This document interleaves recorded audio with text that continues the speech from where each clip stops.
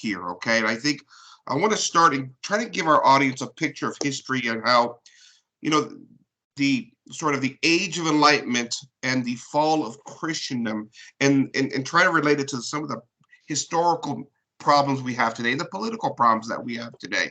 And I think it starts, of course, with, in many respects, the Protestant Reformation and the Enlightenment. And many have always said that, the Enlightenment was a byproduct of the age of reason, and that mankind found his intellectual capabilities of sorts, and we were able to usher aside these old stereotypes of religion of the old world. But Mr. Colon, when I read history, I don't see necessarily an age of reason that really pops up in that era. What I see is, like we're seeing today, a great loss of faith, of true faith in the world.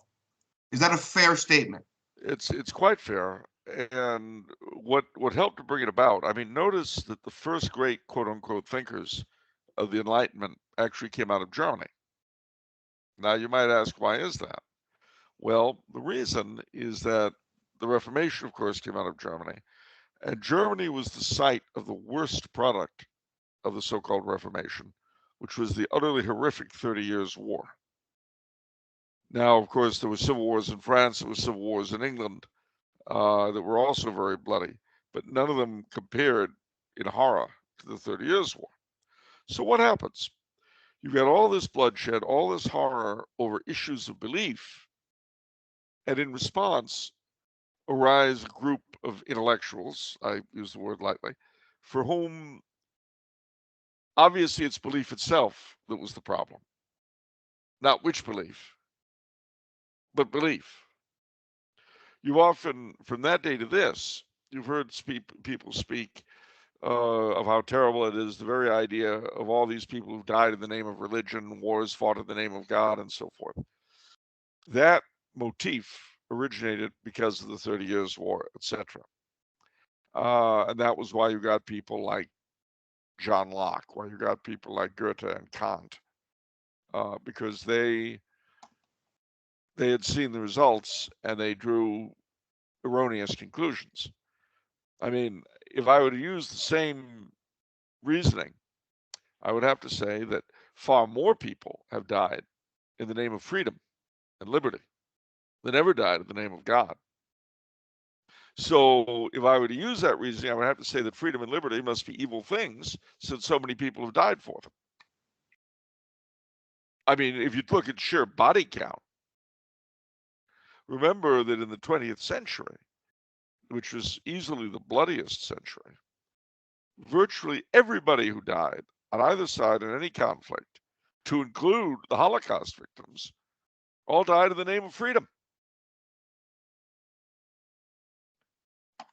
Yeah. I mean, everybody, the communists in their various wars were fighting for freedom, and so were their opponents. Everybody was fighting for freedom. Everybody died in the name of freedom. So obviously, if I were to take the rationale that created the Enlightenment, I would have to say that freedom is evil. And it's certainly not something you want to fight for because so many people have died for it. And yet, people will take that reasoning when it comes to faith. At any rate, you're quite right. From that, from the so-called Age of Reason, which was, as I say, a gut level response to the religious wars, from that emerged the French Revolution, which in itself, and any erroneous idea taken to its furthest possible conclusion will snap back at itself. And that, ideologically speaking, is what you had with the French Revolution. There were other things that played into it. Mm-hmm. And one of the things you always got to be on the lookout against is the idea that only one factor caused any single historical event. That's not true. What is true is that every historical event is a perfect storm of different things, some connected, some not. They come together, and if any one of them hadn't, the outcome would have been different. Yeah.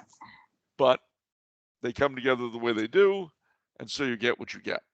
That's right. Liberalism, then, with the ideals of the French Revolution applied by peaceful means. Yeah.